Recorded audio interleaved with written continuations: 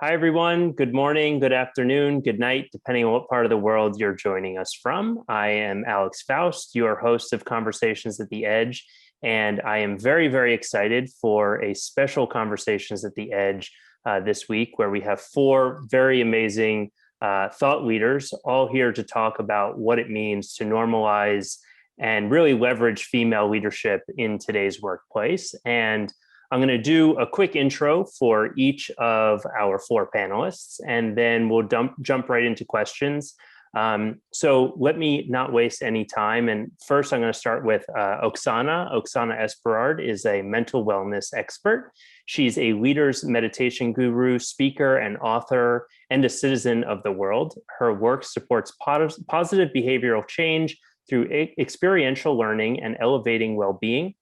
She helps companies create evolutionary work environments by inviting visionary executives and their teams to a deeper relationship with themselves. So welcome, Oksana. Where are you joining us from today? Thank you, Alex. Welcome, everyone. Actually, I'm in the Indian Himalayas right now, and it's around 1:30 a.m. So wow. Glad to be here and looking forward. Thank you so much for joining us at such an odd hour today. And now next we have Hilary Corna, and she is the founder of Human Processes Continuum in Austin, Texas. She provides counsel to senior leadership teams on organizational development challenges. And she's the author of the best-selling book, One White Face. And she has a new book that's coming later this year that we're all very excited about. And she believes that we're in the midst of the next great evolutionary leap in business, moving from process-centric to human-centric. And she's now on a mission to help humanize businesses through human processes, blending empathy and contemporary business practices that produce profound, sustained results. So Hilary, welcome. I'm assuming you are also in Austin, Texas today? Yes, and that's the most wordy introduction ever in the best of ways. Yeah, I'm in Austin, Texas. Hi, everyone. Welcome. Awesome. Thank you for being here. Next up is Tamsin Wooley-Barker, and she is an innovation consultant, speaker, and the #1 best-selling author of Teaming. Her work takes the best lessons that nature has to offer and helps companies dramatically expand their innovation pipelines and promote thriving cultures. Her clients like Cisco, Google, IDEO, and many others are now asking the question, how would nature do it to unleash their best collective intelligence? So thank you for being here, Tamsin. Where are you joining us from today? I'm normally in San Diego, but I'm actually in the Anza-Borrego Desert today. Wow. So out in the desert, yeah, coming cool. From this ranch. Very spread out today, this panel. Thank you, Alex. And finally, last but certainly not least, is Deb Gabor, and she is the branding guru and brand evangelist. She's written the book on branding twice with bestsellers Branding is Sex and Irrational Loyalty. She's the founder and CEO of Soul Marketing, a strategy-led marketing firm obsessed with solving major business and branding problems for clients in every industry. And companies throughout the world are using her brand values pyramid, ideal customer archetype, and brand swagger questions to align their teams and articulate their brands to their audiences. So Deb, welcome as well. Where are you joining us from today? I'm actually in Cottonwood Heights, Utah. Awesome. So thank you all for being here. We have four amazing thought leaders who are going to share a ton of great information today, and all with very different backgrounds and experiences to talk about the topic of women in the workplace. And we really want to focus this conversation on how to create strong, equitable, and balanced cultures for business in the 21st century. So we've got about 45 minutes today, and I want to jump right in. I want to start with Oksana. From the mental health perspective, mental health and wellness perspective, what are you seeing women struggling with today? Yes, Alex. So I would like to first address very quickly, how do I define mental wellness or mental health? And that includes psychological, emotional, and physical well-being. And therefore, then we need to look at the division, not only for women, but in comparison to men, right? So the psychological, physical, and social, we're kind of on the equal stage. Is the emotional part that sets us apart. And that's mainly as a gift by nature. I choose to look at it as a gift. However, historically in business, it was looked at as a challenge. that women by nature are more sensitive, emotional, and emotional, I don't mean in a negative connotation. There is more potential there for women. Whereas men, they kind of bottle up the emotions and they struggle with them. Women tend to express them more and they have more sensitivity. And so right now, I see more and more direction towards using emotions as a business tool, which should be, as Hilary would tell us, that, you know, for us to connect as human beings, we need to include that emotional component. We're first of all emotional beings. So women are still, because of that cultural business, I would say, outlook, women are still struggling to finding and touching base with their emotional identity and embracing it versus suppressing it. And we can see that actually, if you look like in suicide rates, men have higher suicide rates because they suppress emotions. Women are more expressive with that. So still a challenge, moving in the right direction. And hopefully with all the research and all the progression that's been happening, we will get there faster. Thank you. So Deb, I'd like to ask you next, if you noticed any specific struggles that women may encounter when it comes to branding and the branding landscape. I think a lot about women and their personal brands and how they show up in the world. And there's been a movement afoot probably for about the last decade, which has been this kind of broad stroke encouragement of women to come into their own and develop and own a personal brand.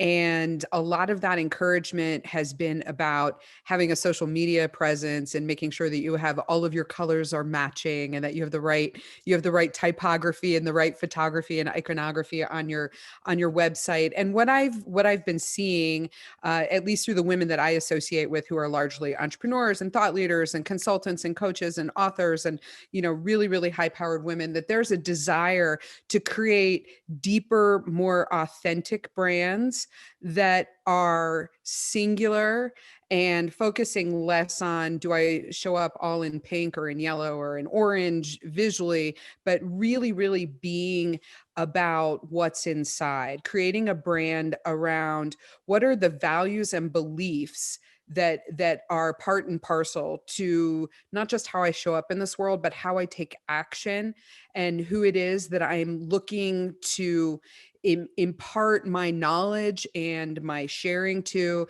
and what is my mission and my vision, and what are my goals, and who are the people who are most highly predictive of success of me delivering on my promises in this world. And so I've seen this really interesting evolution of personal branding. And also, I hope that we get to this later in the conversation.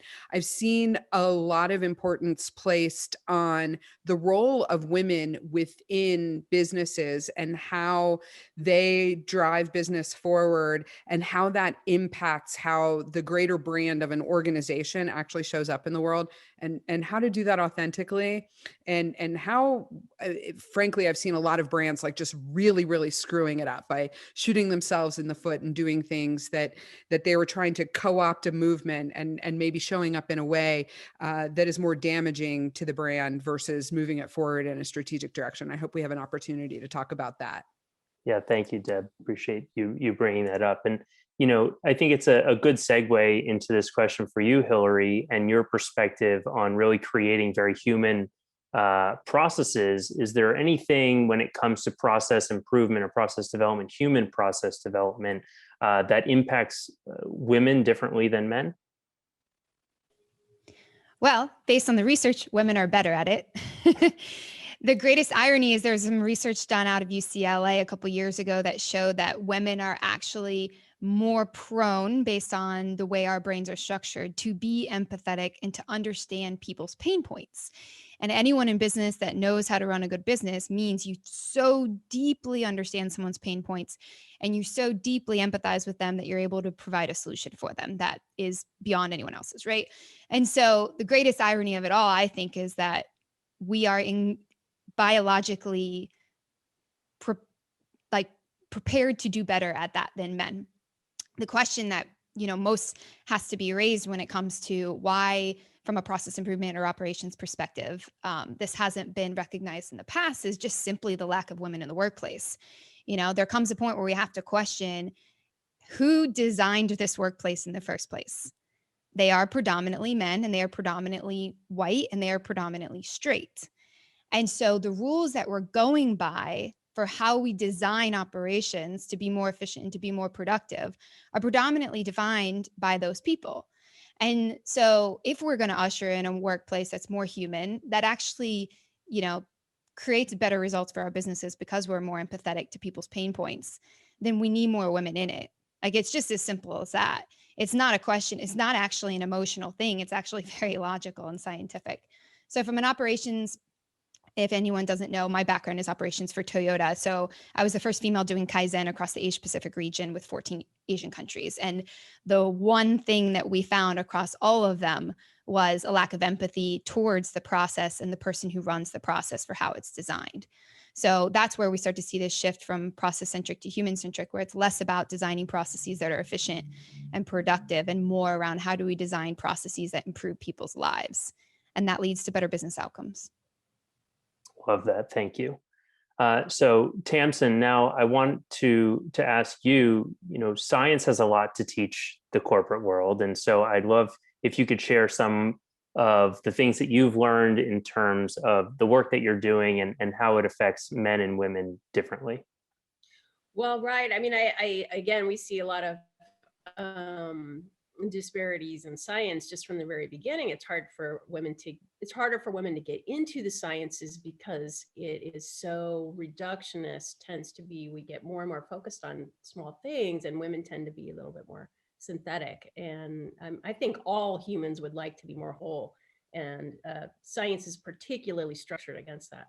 So, it's harder to get them into it. I mean, and I think if we can bring in more arts and more holistic things, I do a lot of work on whole animals and comparing the human animal. And I think that naturally brings more girls and more diversity into it because people have more avenues that they relate. But then as you go on, I mean, being a field worker, I'm an evolutionary biologist, so I was working in the field. And most of the field, the PIs are men. A lot of times you're alone with them out there and you don't have a lot of support network. Sometimes they're uncomfortable with women around. So there's a lot of dynamics like that. But then once you get into your career, you have children, once you fall off that academic track or that scientific track, it is really hard to get back on. It's very difficult. And so for me, I mean, I reinvented my career after that because of all those reasons. And now, I think that what I do is I apply those the social evolution lessons in the workplace to try to make a more equitable, greater collective intelligence, really. So I work from that point of view, and I think that women are half the story, so we have a lot to contribute. Thank you. And I'm going to jump around a little bit because I think you and Hilary both touched on traditionally the workplace was predominantly male, white. So I'd love to hear from all of you around how you've navigated spaces that were historically not necessarily built for you, or maybe when you were the only woman in the room. If you could share how you've navigated those situations, I think it would be great to hear from you. So I'll start with the biggest mistake I've made, which is I tried to be male. I tried to be masculine. I tried to be like them. I did everything they told me to do. And it's embarrassing to even talk that way and admit those things. I would wear black, navy, and gray. I would not wear jewelry. I wouldn't do my hair. I wouldn't do my makeup. I tried my hardest to blend in. And the greatest irony of it all, I feel like I'm saying this phrase a lot now because we're learning, right? Is that the things that made me so great at Toyota, I was constantly trying to hide. There's some research done on decision making and how actually a Nobel Peace Prize winner, his name is Daniel Kahneman. I'm probably butchering his name. And he really disproved the theory that people make decisions rationally. And what he proved in his research that was award-winning was that it actually starts with emotions and is backed by rational decision-making. So when people connect to you, they connect to the emotion of a story, and then they need the rationalization to back it up. And it's not if it's not only emotional or only rational, it's both, which human beings have a really hard time being comfortable with because it's a yes and situation, but it's the sequence that matters. The emotion has to come first, followed by the rationalization. And so why do I use that data to say what I believe, I could have done differently looking back in time?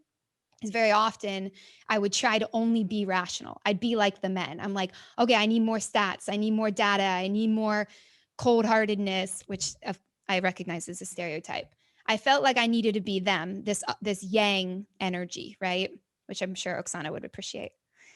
I needed to be this yang energy, and I was diminishing my yin energy. And really what I needed is both. And that's the learning lesson, is how do you go into a situation when males are predominantly in attendance, understanding that the way they're making decisions is actually very human. It starts with emotions, then it's backed by rationalization, and that I need to have both. And had I known that 15, 20 years ago. Tamsin, would you like to share next? Yeah, I was going to compare two situations. When I was 21, I had a job on a fishing boat in Alaska in the Bering Sea. It was 25 fishermen and me at sea on a little crab boat, like Deadliest Catch. And so, my bunkmate was a man, and it was treacherous, but there was no thought given. It was a government job. There was no thought given to my safety or anything like that. So that was challenging, but how did I deal with that? Like you said, I dressed like a man. I tried to act like a man. And that caused problems as well, because, there's damned if you do, damned if you don't. But I slept with a knife under my pillow. But then in my regular work life now, I'm often in all male rooms of engineers and programmers and executives. So a lot of times I have to deal with that. And what I have found, like you said, Hilary, I'll come in with some facts and I can see that puts them at ease. Like, okay, she's rational. And then you can start to break down and have the conversations that you need to have. But definitely it's a thing I notice a lot. And I get a lot of comments on how I look and I got to get all that out of the way before we can get to the content. But yeah, it's a thing. Thank you for sharing. Deb or Oksana, would you like to share anything on the topic? I'll just say that what both Hilary and Tamsin said, like really, really resonated with me. But something specific that Hilary said is just this idea of like trying to be more male. I grew up in a male dominated industry. I started off my career in Bell Labs, where I was the only woman. And I also happened to be only 20 years old, working in a role as like the singular marketing person in this scientific organization. And I used to do a lot of the things that Hilary described. And here I am, a 52-year-old woman.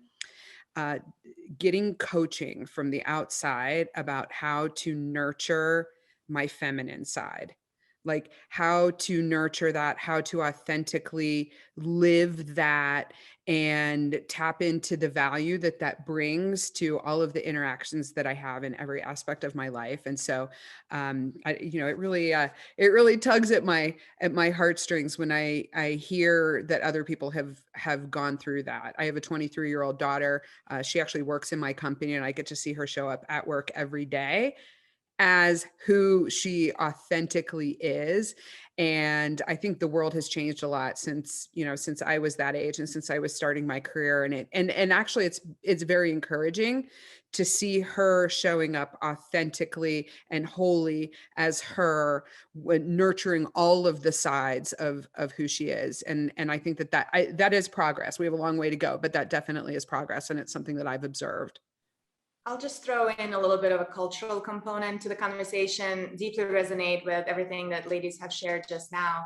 Originally being from Russia, the opportunities for women originally are way less than for men. And I believe that kind of in the world resonates more or less to a certain degree. And then being in a room as the only female frequently as an occurrence, it does require an adjustment. And usually that adjustment is by becoming more logical, more rational, and spending more time on the numbers versus getting to the point of how we're going to get the solution. And so I find in my experience that women have to spend more energy to first being accepted before we can start adding value, versus with men, it's kind of like, we're in the meeting, let's go. So there's more of that justification still happening to many degrees.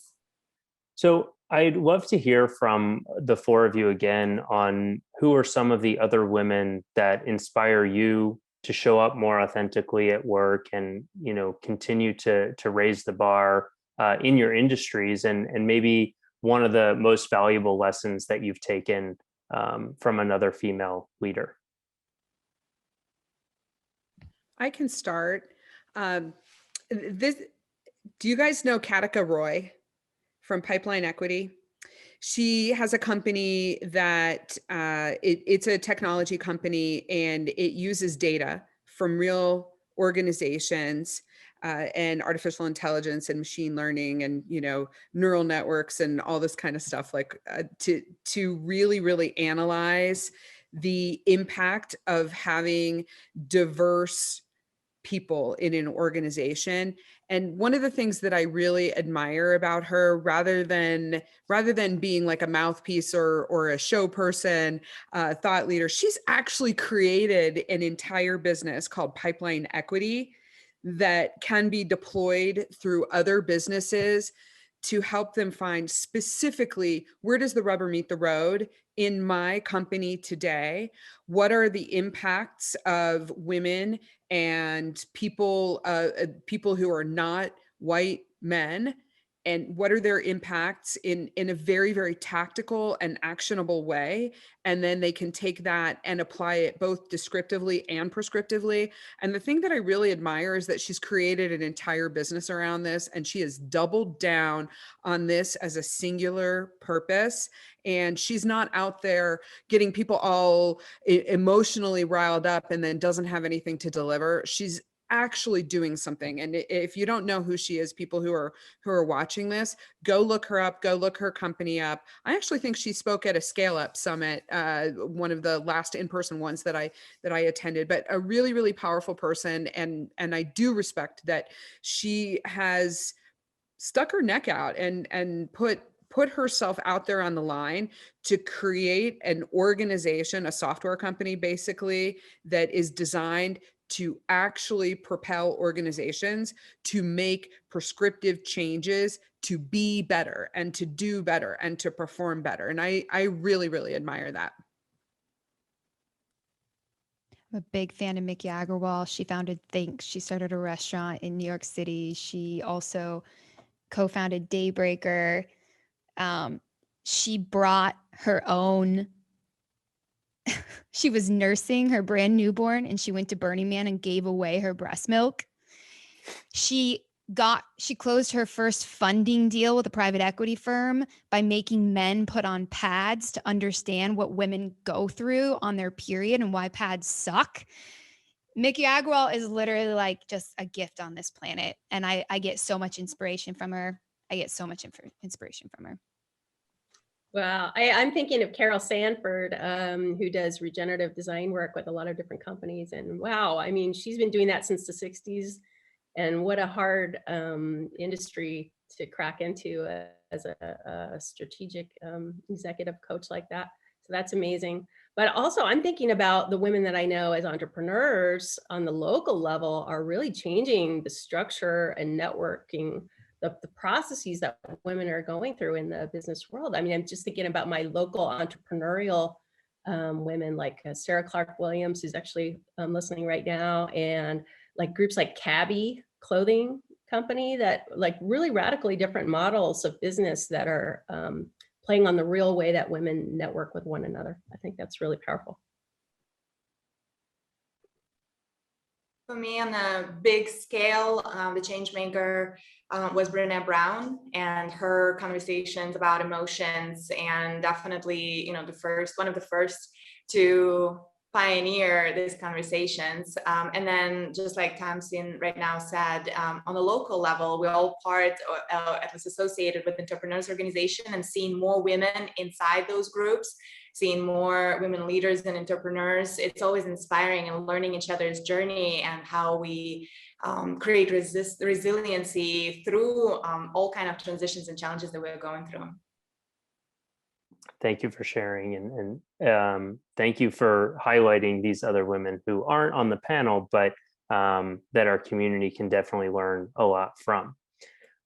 So there's been a lot of comments about showing up more fully as yourself in the workplace. So Hilary, I want to direct the next question to you. You're very vocal on LinkedIn, and one of your phrases is around F the mold. So I want to ask you, how can professional women show up more fully as themselves and unlearn many of the stereotypical gender norms that people have gotten used to in the workplace? Yeah, absolutely. That is fuck the mold. I will say it on your behalf.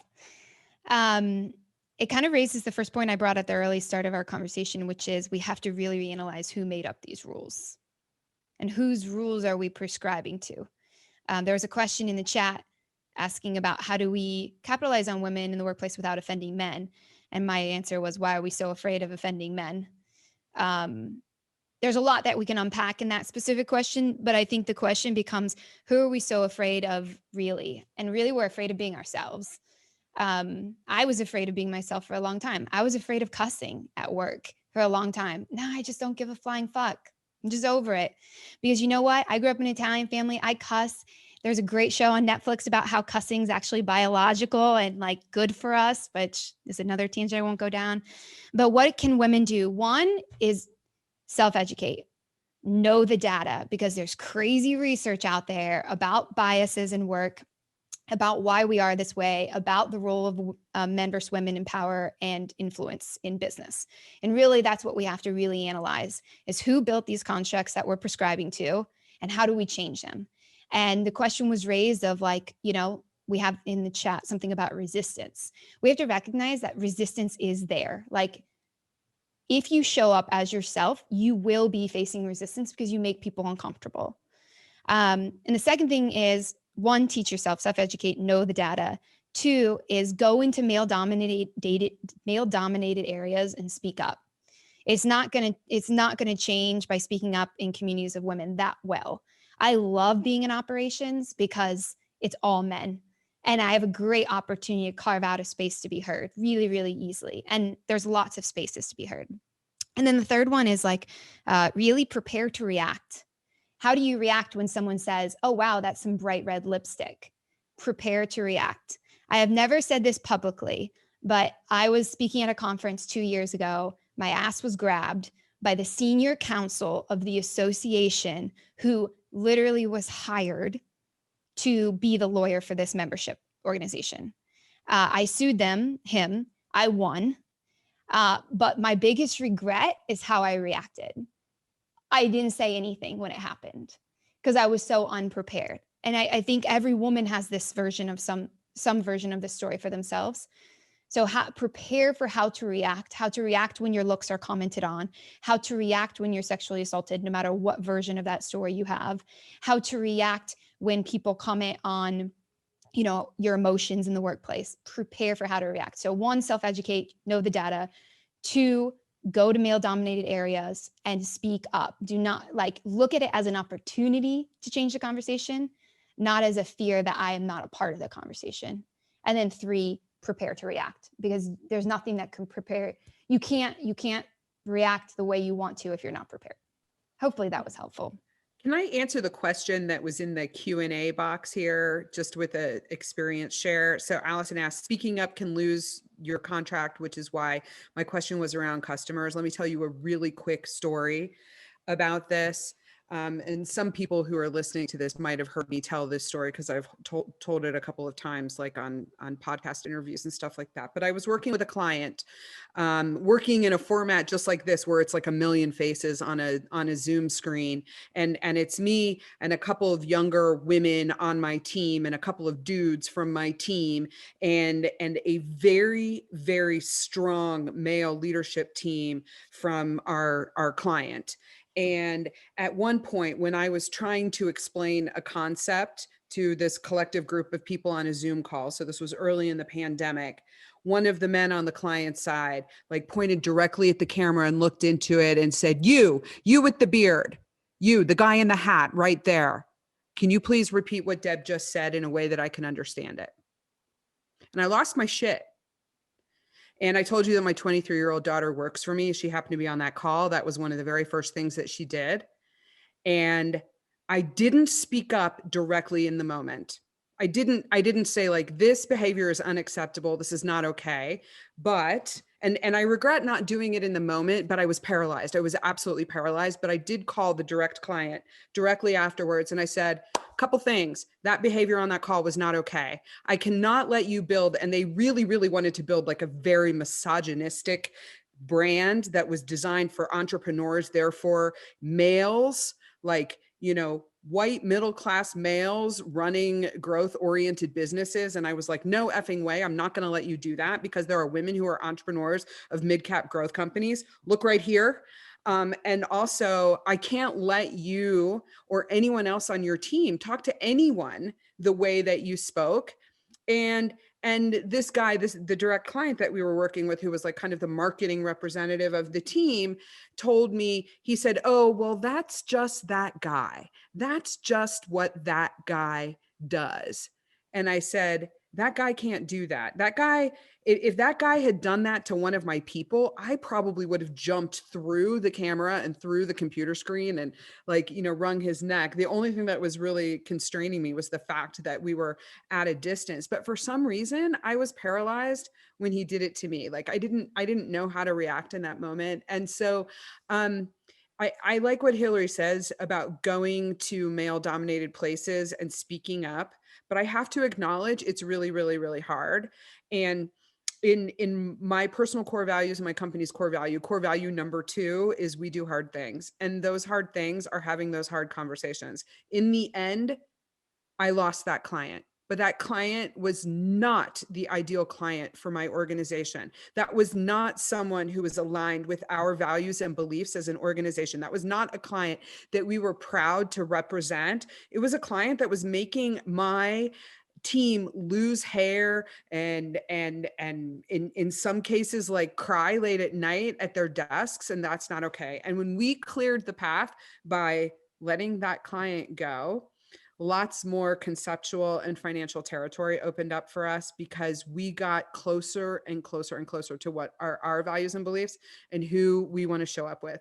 So anyway, I share that story because it just, you know, for me, it speaks to like my own disappointment that I didn't interact with that person in the way that I wanted to in that moment, but I did what I felt like I needed to do. It lost me that client, and I have never looked back, because you know what? It's just money and we will make more. Hell yeah. Hell yeah. Well, thank you. Both of those stories, I got the chills many times. And I think it's really important for people like myself, white male, to hear stories like this and be appalled at the behavior of people like me, because we need to change and need to make work a safer place and a more inclusive place and positive place for all humans. So thank you both for sharing those very emotional stories. And Deb, I want to kind of keep the spotlight on you, because I have another question kind of on the same lines. Diversity, equity, and inclusion has become a huge topic of conversation in business, and rightly so. So I'd love to understand how you've seen DEI kind of impact branding. You said you wanted to touch on that a little bit before. So I'd love to give you the floor again to cover some of that. Yeah, absolutely. So DEI has, it's always been there as something that's important. Brands just haven't known what to do about that. They haven't known how can we show up in this world in a way that has the world receive us as we want to be perceived. And so especially like, if, you know, even if you just look back over 2020 and the beginning of 2021 with the resurgence of the social justice movement, renewed focus on being authentically inclusive in business, a lot of attention being paid to organizations that are only paying lip service to a movement and are co-opting a moment. So all of us probably received lots and lots of emails telling us, from brands that maybe we hadn't even heard from in a couple of years, telling us what they were doing around diversity and inclusion. And then, if you take a look at what's really happening in their organizations, they don't have a single female board member. They don't have anyone in leadership on their team. And there's been lots and lots of research out there by reputable organizations like the Kaufman Foundation, like the Brookings Institution, like lots of universities that demonstrate that organizations that have women in leadership and women in governance perform better. They're more profitable. They scale more rapidly. They perform better as public companies and things like that. And so we've heard lots of, here's our response to this, which I saw Hilary pointed out there. Here's what we're doing. # we're in this together and whatever. It's the co-opting of a movement to get their name in the news. Really good example of how not to do it. Burger King a couple of weeks ago to celebrate International Women's Day. I don't know if you guys saw this, but this was the tweet that was heard around the world, and it said, "Women belong in the kitchen." Right? That was the first tweet. And then it was followed by a series of additional tweets that seemed to, go into a deeper story, which is that only 20% of professional chefs and, fully trained degreed chefs are women. And therefore Burger King is going to create a fund to send women to chef school. Well, first of all, big mistake. The execution of that was horrifying. It was terrible. If they really wanted to just get attention by doing something shitty, they did a really good job at that. The second thing was what they were doing, this idea of sending women to chef school, off-brand for Burger King. When you think Burger King, do you think chefs? No, you do not. You do not think chefs. And the whole thing rang as completely inauthentic and as co-opting a moment. Yet there are brands out there doing this all day, every day. So I guess the thing that I would say about that is that brands are like people. Brands are like human beings. Your company, anybody who's watching this who is an entrepreneur, if you're advising organizations, when they think about how to show up as a brand, it has to be authentic. And it's not just words and images and tweets and social media posts. Your brand is your actions and your people. And it's authentically what's inside of you. And you have to be transparent and you have to make yourself vulnerable to suffering the slings and arrows of public opinion, because you use your brand as a magnet to attract to you people who share your values and beliefs, and you have to show your gooey insides so that the people out there in the world know that they belong in your brand. So don't be a Burger King. Thank you. And this conversation is flying by.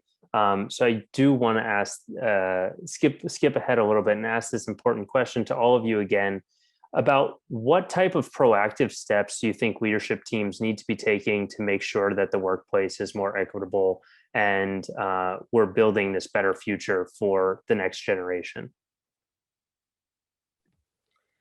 Well, I think what we've been focused more on individual liberties, and really what we need to do is focus more on purpose and our collective intelligence. And the loss of women and diversity and that's authentic expression is damaging that.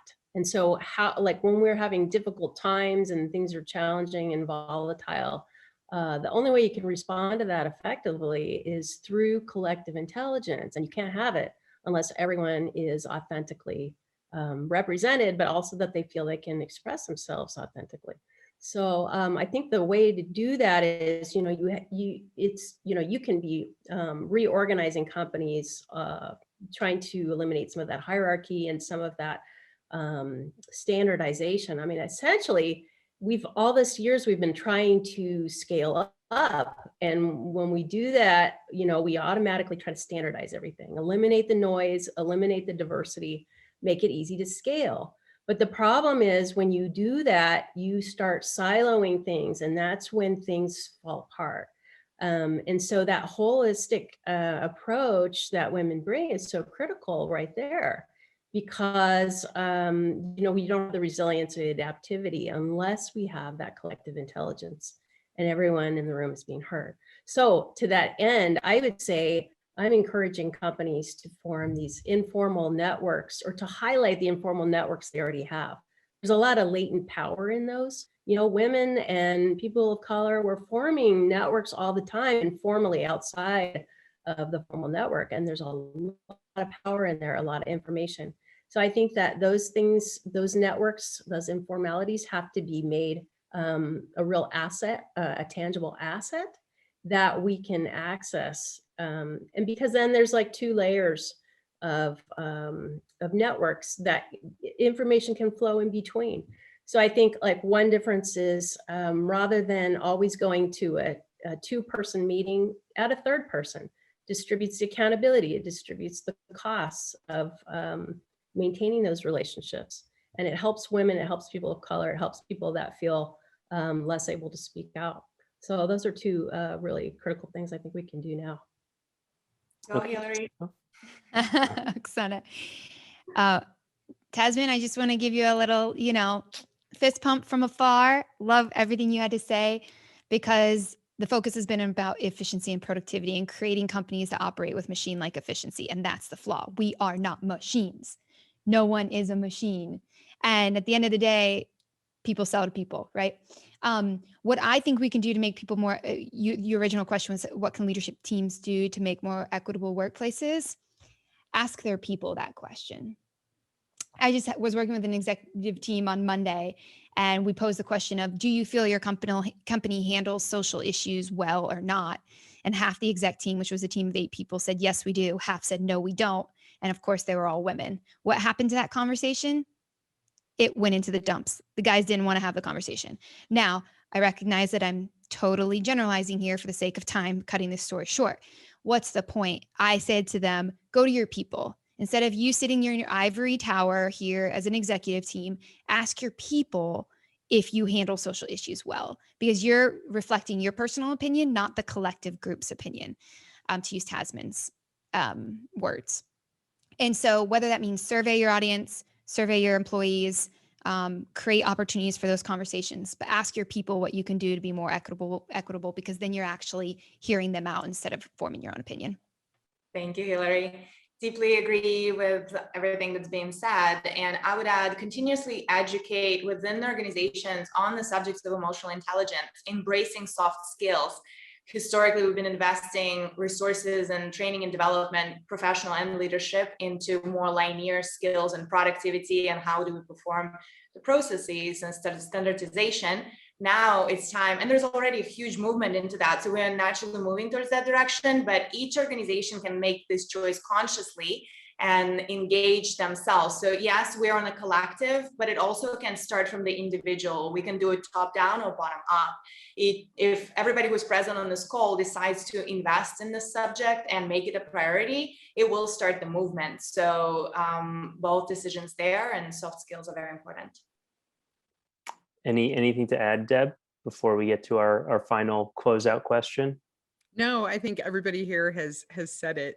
Awesome. Well, before we go, I know we're at time. I would just love quickly if you could share maybe one thing that keeps you going, and what work you hope to inspire for future generations of women leaders in business. So. Well, I one of the little initiatives that I'm doing is called Bonobo Revolution, which I think you guys will like. It's the, I don't know if you know about bonobos, but like our closest relatives are chimps and bonobos, and chimps have this dominance hierarchy thing that they do, but bonobos, females ally together to prevent male dominance, and the whole society does better as a result. So I made t-shirts for it, for a collective sisterhood. So that's kind of a little thing I'm doing in the background. But overall, just trying to bring in holistic rehumanization into the workplace so that we can be whole and we can cultivate collective intelligence that we need to address all these issues that we've got today. I'll go ahead. My vision and the dream is to actually create the workplace as a source of well-being. I've heard the word reaction here, and that usually comes, we get frozen because a lot of times we're stressed, we have a lot of things coming in at once, and therefore learning how to manage ourselves internally will equip us to have the courage, to have empowerment, to have a grander perspective, to actually respond in a moment where it's most relevant, or have the courage and capacity to go back and respond post factum. So well-being I see as a foundation for any human being to perform at a top potential and performance. And then if all of us are well, we can do more inspiring work in the world in general. I think I can jump in here. So a couple things I'll say. These are a couple of people who encourage me and keep me going. First of all, Hilary is like a model of authenticity. I met Hilary and Oksana at the same time, and both of them have had profound impact on me. Hilary probably knows this more than Oksana does, but you know, just watching Hilary evolve and be out there in the world, showing up as unapologetically and authentically her, is really great. And I think that that's a role model for other women. And when I see other role models, I like to direct like the women that I'm mentoring through, you know, different entrepreneurial things that I'm doing and coaching and things like that, like just channeling them over towards Hilary, just go watch what Hilary is doing, because she's a model of that. I had a huge takeaway from my meeting of Oksana. I don't know if she knows this, but I want to say this was like some EO program at MIT, and it goes back like almost 2 years ago. And I went with one of my key executives, and he and I had a major takeaway from all of this curriculum that was like, a lot of it was like very, very hardcore business based and whatever. But together, collectively, me and my executives, our biggest takeaway was to bring a gratitude practice into our business, which we have a daily gratitude practice in our company that accompanies our daily huddle. That, you know, we do our round of here's what I did yesterday, here's what's up today, here's my top priority, and then we do a round of gratitude, which I have to say has transformed the relationships that we have with one another in the entire company. It has brought a deep sense of connectedness and empathy, and I think that it has redrawn the grooves in our brains. And so I point these two incredible women out, and like I'm really excited to get to meet Tamsin on this, and I'm excited about following up more with her work, because this is just really incredible. But in both of these ways, it has impacted me very, very deeply. And one of the things that I do is like I take these learnings and share these experiences with other people, and point other people towards these great people who are like living their values all day, every day, and making change even in just like small, seemingly insignificant ways that have been just really profound to me. And we can all do that for each other.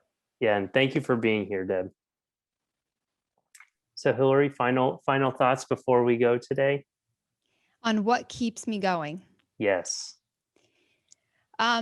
People's stories of suffering. When I hear my friends say, I just feel like a cog in the wheel. When I hear them say, I'm just a number to them. When I hear them say, what does this all really mean? That's when I connect to like why I do the work that I do, which is not easy. Like there is resistance. We are fighting change. We are ushering in a new world, and we have a once in a lifetime opportunity right now to do just that. And we're either going to snatch it or we're not.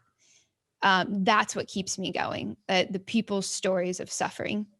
That's it. Amen to that. Well, Deb, Hilary, Tamsin, Oksana, thank you so much for being here. Thanks for joining our Edge community. And I'm just humbled by, you know, the lessons shared and the stories, and really appreciate your time and your candidness. And I hope we have the opportunity to do this again, because I think conversations like this are incredibly important on ushering in a new world and a new wave of business. So thank you again, and thank you to the community for being here, and look forward to connecting with you all again soon. Thank you, everybody. Thank you. Thank you. Thanks all. Bye. Take care, everyone. Bye.